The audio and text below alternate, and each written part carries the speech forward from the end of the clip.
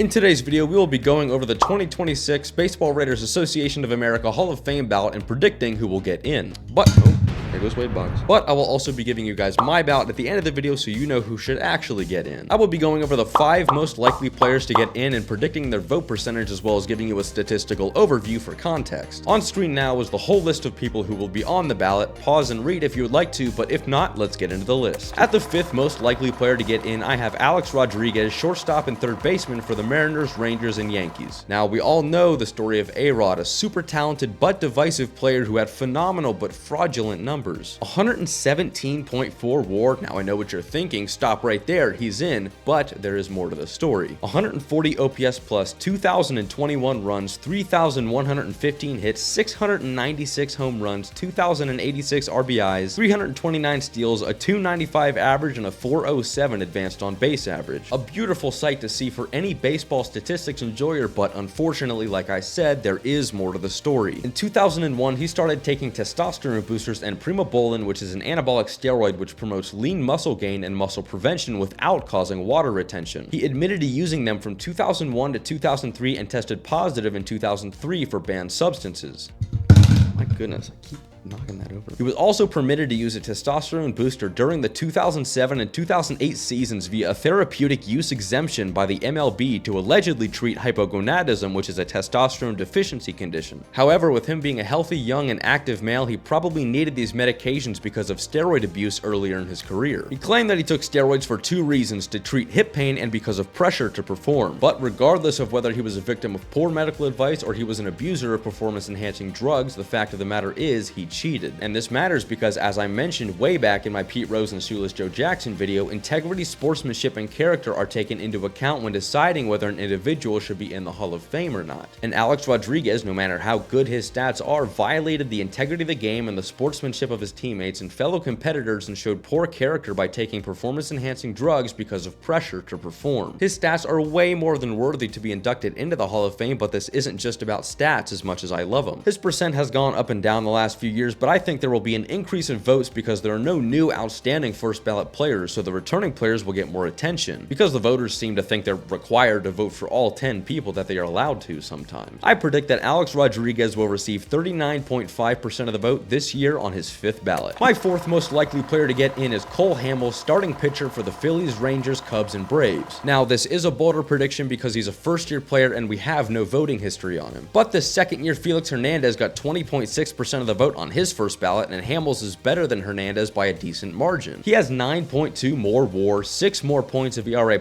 and more strikeouts than Hernandez. And with no other first-year player being that good, the next non-steroid user has 22 less WAR than Hamels. He should be getting most of the first-year attention. But in general, does he deserve to be in the Hall of Fame? Let's take a look at his stats and find out. Starting with his Baseball Reference Hall of Fame stats, he has a black ink score of 1. He led the league in shutouts once in 2009, which gets him exactly 1 point there. The average Hall of Famer has a score of 40, so not a great start. His gray ink is a lot better, but still not even average. And both his Hall of Fame standard and monitor scores are almost half the score of the average Hall of Famer, as well as his WAR and JAWS being 13 points below average. If he were to be in, he would be ahead of a fair amount of Hall of Famers in terms of JAWS and WAR, but those aren't the only stats. For example, he has more WAR than Sandy Koufax, but that doesn't mean he has better other stats than Koufax, who has Hamels beat handedly in almost every efficiency stat like ERA+, WHIP, and FIP. Now, Hamels' individual stats are pretty good. He has over 2,500 strikeouts and a 123 ERA+, which is top 100 all time. But he just never stood out, had a breakout season or an X factor or anything that would make me think that he should be a Hall of Famer. So I don't think he's going to get in the Hall of Fame, but the first-year competition is pretty bad, so I predict that Cole Hamels will get 43% of the vote on his first ballot in 2026. My 3rd most likely guy to get in is Chase Utley, second baseman for the Phillies and Dodgers. Chase Utley went from 28.8% of the vote on his first ballot to 39.8% of the vote on his second ballot. So with 8 more years left on the ballot, I wouldn't be surprised if he continued this upward trajectory and eventually got in. But that's a separate topic. Does he deserve to be a Hall of Famer? Like Hamels, Utley's Hall of Fame stats just are not that good, but that is not the end-all be-all, so let's take a look at how he stacks up to the other Hall of Famers around his WAR range. There are only 11 second basemen in history who have more JAWS than Utley. Only 2 of them are not in the Hall of Fame, and one of them is Robinson Cano. And for WAR, there are only 15 second basemen that have more than him. He's ahead of guys like Roberto Alomar, Craig Biggio, and Jeff Kent in Jaws, and he's ahead of guys like Jackie Robinson and Johnny Evers in terms of WAR. He even has an X factor in his 17.4 defensive WAR, which only 4 second base Hall of Famers have him beat in. So his value stats say that he is a Hall of Famer, an average one, but a Hall of Famer nonetheless. But let's take a look at his other stats to see how they would hold up. 1,103 runs, 1,885 hits, 259 homers, which is actually 7th amongst all second basemen, 1,025 RBIs, a 275 average, which is 10 points higher than the league average for his career, and a 117 OPS plus. Those are fine numbers for a second baseman, which is usually on the lower side when it comes to offensive production in a lineup. All in all, I would probably say that Utley does deserve to be in the Hall of Fame, but he's about as close to the line as it gets. And there are definitely second basemen that deserve it more than him, like Lou Whitaker and Bobby Grich. But to me, Utley is an average Hall of Famer, so this year I predict that Chase Utley will win 48.6% of the vote on his third ballot. My second most likely player to get in is Andruw Jones, center fielder for the Braves, Dodgers, Rangers, White Sox, and Yankees. Switching to the Braves hat, now we look at people who actually have a shot at getting into the Hall of Fame this year. And just like Dale Murphy, Andruw Jones is a Brave outfielder who deserves to be in the Hall of Fame. His Hall of Fame stats are nothing to write home about except for his Hall of Fame monitor, which is above average. But he is the 11th center fielder all time according to Jaws and the 14th according to WAR. There are only 2 eligible people ahead of him in those stats that aren't in the Hall of Fame, and the third one is Mike Trout. But let's get to his X factor real quick. He is the greatest defender of the outfield in MLB history. You heard me right, he has 5.6 more defensive WAR than Willie Mays there, and he did it in 800 less games than Mays. And he's ahead of Roberto Clemente by 12.2 defensive WAR. So that right there in my mind is enough to get you in the Hall of Fame. I mean, come on, he's the greatest outfield defender in history. And it's not like he had bad offense. In fact, let's take a look at his offensive numbers. He only has a 111 OPS plus, but he has an 823 OPS, which is 47 points higher than the league average for his career. The lower OPS plus is probably due to his strikeouts and his average on base percentage. But he has 434 home runs. Only 5 center fielders in history have more, and only one of them is not in the Hall of Fame, but I'll address that here in a minute. He had the single season Braves home run record at 51 until Matt Olson broke it here recently. He averaged 32 home runs and 95 RBIs per 162 games. Now, he did bat below the league average for his career, and he really didn't do much after turning 31, but I believe that Andruw Jones has the numbers necessary to be in the Hall of Fame. Put that all-time outfield lead in defensive WAR and those 434 home runs together, and you got yourself a Hall of Fame outfielder named Andruw Jones, who will be getting 77.7% of the vote on his 9th ballot to earn his plaque in Cooperstown. And my most likely Hall of Famer to get in for the 2026 ballot is Carlos Beltran, center and right fielder for the Royals, Astros, Mets, Giants, Cardinals, Yankees, and Rangers. Alright, last hat switch of the video, I promise. He went from 46.5% of the vote in 2023 to 57.1% of the vote in 2024 to 70.3% of the vote in 2025. If he doesn't make it this year, I will be floored. And he has 5 more years left to do it after this one anyway, so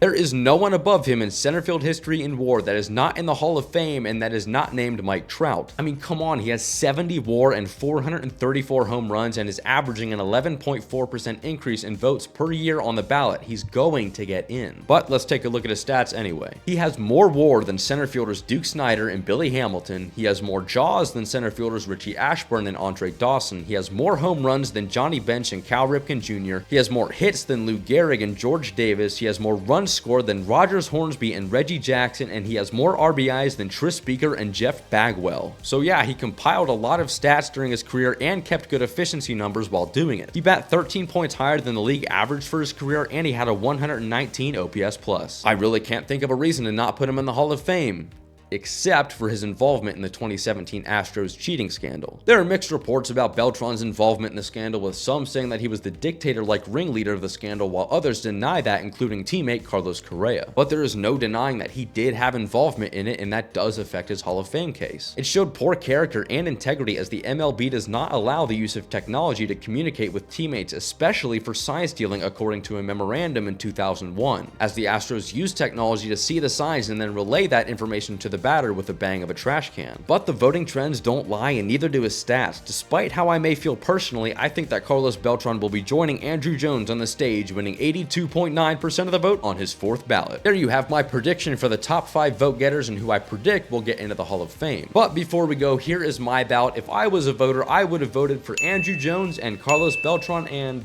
That's it, just those two. Yeah, hi, future Professor Baseball here. After further review, I think I'm gonna add Chase Utley to my ballot, so yeah, I'd also be voting for him. I apologize for not putting that in the video, but here he is now. You don't need to vote for all 10 people that you can. For me, Jones is obvious and Beltran is too, strictly looking at his stats. For me, his involvement in the scandal is there, but I cannot find any solid reports detailing what he did, and the MLB has acquitted all the players due to cooperation with the investigation. It's really close for me, but I believe that Carlos Beltran and Andruw Jones deserve to be in the Hall of Fame. So there you have it, the 2026 Baseball Writers Association of America Hall of Fame ballot predictions and my ballot. Did I get it wrong? What do you think? Leave your thoughts in the comments down below. And as always, thank you guys so much for coming to class. I've been Professor Baseball. You've been great. Here is your flag of the day. Leave your guess as to which country it could be in the comments down below, and I will see you next time. Field goal.